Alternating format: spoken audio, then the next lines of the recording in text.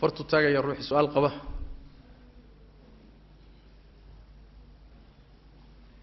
وانا الصون كان كهلينا وين السؤال هذا الصون كسابسنت يا احكامتي نعم ما التراويح ذا وقت ميلاد مس سود هاي جسد كان حتى قلت كان تراويح ما wax nas oo lagu sheegay xadiis kamid ana idin ku celinay jusaska lagu tukado taraawixda ma waxa jira wax nas oo ku soo arooray jawaabtu waa maya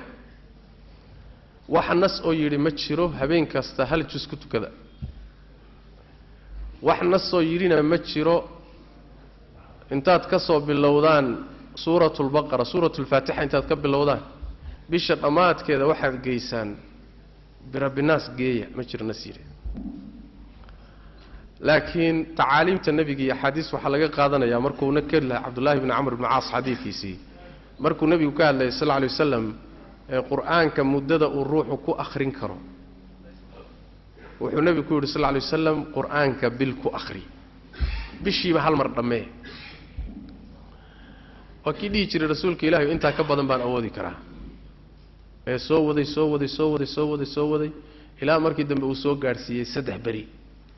ee rasuul Ilaahay inta ka badan baan kari karaa 3 bari ka yar nin quraan ku dhameeyay ma fahmin buu nabiga sallallahu alayhi wasallam marka xadiiska Abdullah ibn Amr ibn Aas baa waxa laga qaadanayaa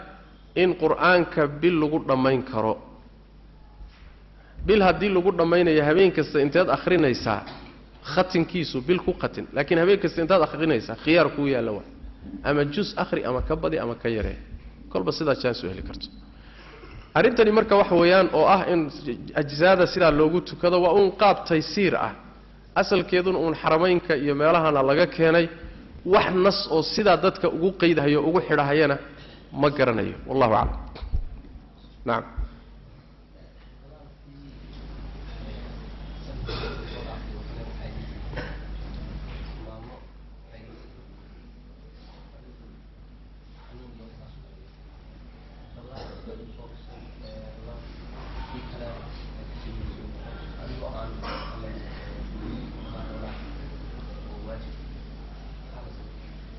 كنا كوسو قلميه السؤال شاش وحوي رمضان كي هوري ايام مالما كتغين xanuun iyo xasaas ay uga tageen marka kii kala ku soo galay marka muxuu sameeyay ramadaanka ka tagitaankii maalmaha ka tagay haday ruqsad sharciga kaaga tageen ama safar baa ka tagsisay ama xanuun baa ka tagsiyay ama asbaabta kale sharciga u fasaxday looga tagi karo ayaad uga tagtay waa inaad qallayso waxaadna qallaynaysaa waqtiga ugu horeeya ee jaanisir waqtiga ugu horeeya xanuunku ka baxo sababtii keentay inaad ka tagto marka ugu horeysay sababtaasi ka baxdo waa inaad qalayso inta wixii ka dambeeya hadaa dib dhigto ismi iyo dambi baa kugu iimaanaya marka hadii sababtii ay wali ku haysato xanuunkii baa ku haya wali safar baa tahay ramadaankii kala soo galay inta ay sababtii taagan tahay dibdhiga waa lagu ogolay kan kale soo galay xataa wali sababtii haday ku haysato waad sii dibdhigi ilaa aad jaanisad kaga qalayso ku hesho marka jaaniska u horeeyo qasho inaad qalayso su'aashu waxay tahay marka soonkii ma waxba ku siyaadaya jawaabtu waa maya hadii kani ku soo galo kulabaad soo galo oodan qalaynin maalmihii lagu lahaa baa laazim kugu ah ma laba laabmaan sida dadka qaar kood ay u haystaan dad baa waxay haystaan in la isganaaxi oo wixii muxuu ahaa la iskor saarayo ganax ma jiro baad ahli ilmi baa waxay qabaan hadii ramadaanka kale kugu soo galo adoon qalaynin soon kaliya laga ma rabe fidya la raacinaya fidyadu waa raashin la bixinayo miskiin la quudinayo waa sida shaafiiciyada iyo xanaabilada ay qabaan waa masalada iyada ah oo ruuxii in fidyana la saaro soonna la saaro mas'aladaasi mas'ala daliil ma aha waa ijtihaad culimada qaar kood ay mareen laakiin mas'ala daliil cuskan ma nas male daliil ma cuskan oo bitali al-aslu bara'atu dhimma ruuxa inay dimadiisu bari tahay baa asal ah wax ruuxa lagu laazimin karo oo nas uusan ku laazimin ma jiro waxa dadka la saaraya leeyahay qasab bay idinku tahay waa in daliil loo hayo hadduu maanta nin sheekha inoo ijtihaado yidhaahdo maye tanna waa idin saaran tahay oo maadana saaray waay allihina abuurtayba nama saarin maadaa waxna saari karaa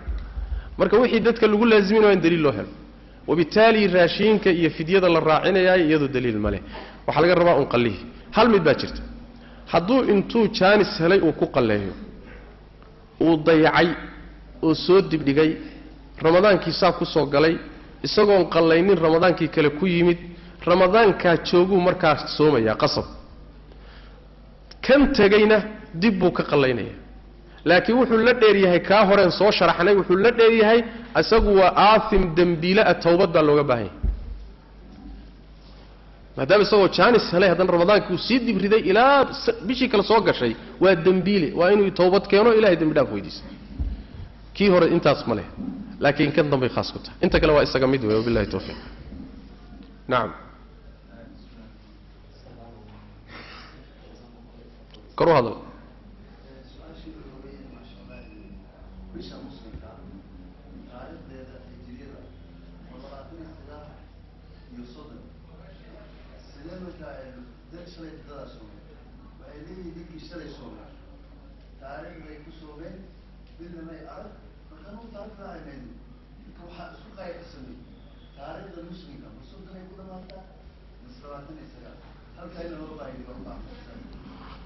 wuxuu weydiinayaa walaalku leeyahay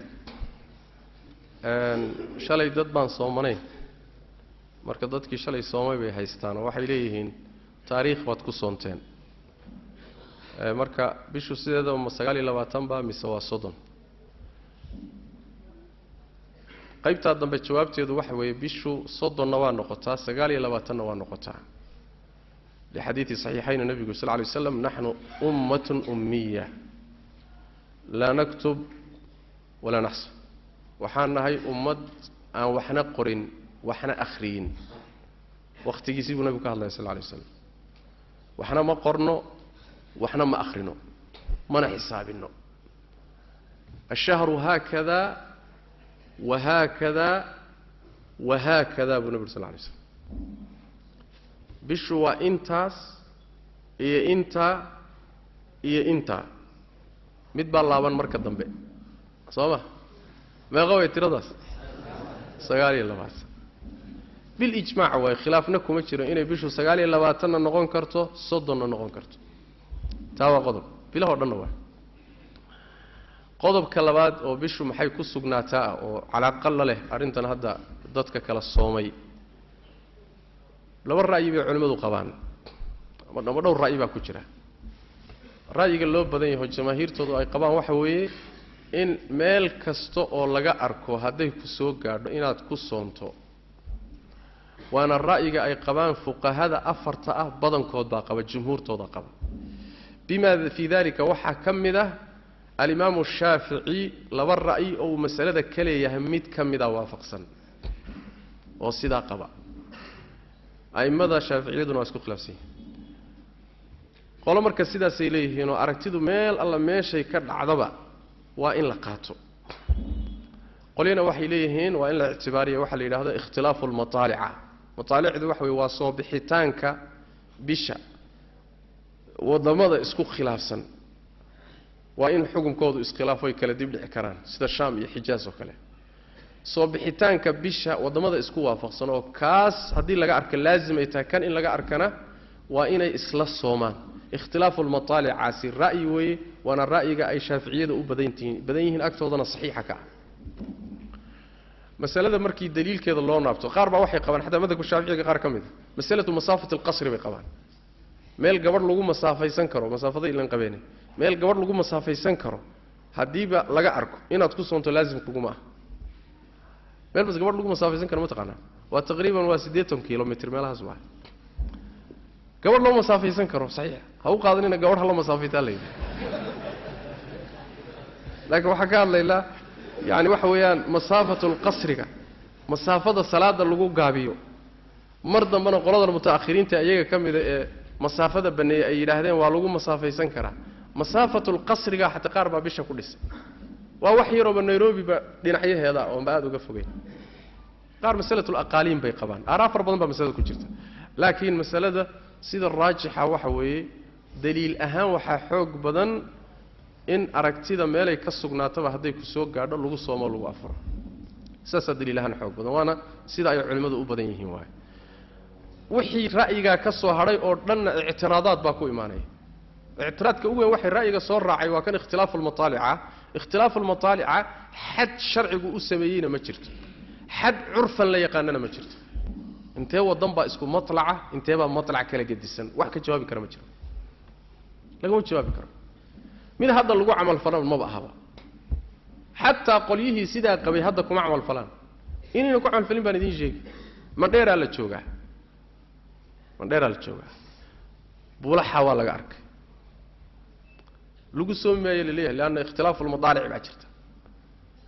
Mombasa marka laga arko ama laga arko meeshii la jiro xuduud maxay busiya oo qaaligu ilaamiyana waxa la leeyahay waa ittifaaqul madaalic oo isku matlac banahay war Mandheera buulaha wana la matlac ma aha busiyana waa la matlac warnimayo kaafiye kala dheeri waxa tiraahdaan xuduudii isticmaalku ka tagay dawladuhu ku kala socdaan kaasaan wax ku dhisayna waana ra'yi culimadii hore wax qaba ayna jirin xuduudda isticmaalka waxba lagu ma dhiso allahumma bacdu ahli ilmi baa waxay leeyihiin mas'alada ah muslimiinta gudahooda inta isa si khilaafi lahaayeen intii isku dawladooda iclaankooda har raacdo si loo yareeyo khilaafka daakhilka ah على هذا الأساس قاربا قبا لكن إن هذا اختلاف المطالع ندليشته أعتقد هل دولتنا هل يسلسوا ومسحمها مسألة إيمانة يسمى بقى هذا سينكم إيمان كرت سيدا سرادة بواحد فيو أو نبض قشن رأي قدها هي أركتيدا جود هذه اللجوء صومة واحد اللجوء صومة يحساب معه مالك لدتك أركيو مسلمين ولا داريي بل اللجوء صومة محكمة ده اللي كينا يا ولا دارنا يا ورباهين تبى سود دينيس وابا موقدان بقى هذا قول واحد اللي يشري سعوديكو أنا قاعد نقارن حسابه كصومان بل حلقت أي سود دينيان انت تلفزيون كفيرس دد بالا داري ميل هبلي كأركان طول هبلي كسو أركان محكمة ده الله كيني ولا داري ديوان كيوجدبتي ولا إعلامي مسألة فضل معه علماء هذا واحد كهالليان ومحوها هاي حنابلة علماء هذا إجماع بسوق قلنا يا شيخ الإسلام ابن تيمية عليه رحمة الله أوليه هاي فرق حسابته إن لو قلنا يصبش أرق هذا وخرق للإجماع ومضى إجماع عادي ولا تشبيه علماء السعودي انت لو ويديي بفتاويد ودا waxa ku qoran xisaabteena waxba lagu dhisi karin waxa la weydiinaya baashan weynaysada ma la isticmaali kara helicopterta ma la isticmaali kara waxa soo dhan waa tashiilaad bilay laakiin waa inay ishu aragto bisha marka arag bay muslimiinta in badan ku soomaan dawlado waa jiraan xisaab ku soomaan waana idin sheeg waxa ku sooman Liibiya ku soomta xisaab bay ku soomaan waa la iska yaqaan waxa kamida Turkiga kamida xisaab bay ku soomaan waxa jira dawlado falaga iyo xisaabta i'tibaariya iyo dawladana i'tibaarinin oo araga i'tibaaris marka arag baa lagu soomay waxaan saleeyahay nin kale shalay dadkii soomay waxba kama jiro xisaab bay ku soomeen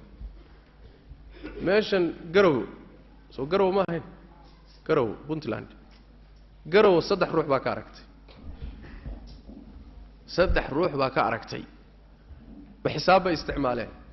ما بيقانان فلق حسابه ريقر ولا يلاده مقالة مقدشو حافظة وبري مساجد كمدة أيضا ضد باكارك ولا قداري شبل هذا هو ضد باكارك طيب تتكلم حساب مرين حساب ما ينمر لكن إشكالية إنها ستة واحدة adiga meeshaad rabtay haday dadku kula mari waayaan waa inaad tashwiishiso markay ugu yarto waxa hadii la qaadan waayo qas lugta ku wala luguma eedaynin hadaad harayso hadaad qaaliga la soomayso hadaad aragtida Kenya sugayso hawl ku taalo waay laakiin inaad dadka tiraado soonkiini waxba kama jiro ayadoo laga yaabo in laga saxsan yahay mas'ala khaldan fiish hadii la arko la soomo waa dhaxwadaad ba ka khudbay meesha la gaariso wuxuu yiri war waxa laga soo sheegay baa qaxootiyada kibaan dham haystaan buu kibaan dham haystaan marka madhabka dhahaya kibaan dham ma haystaan wax lagu socon karo ma kimaandha ma haystaa laguma socon karo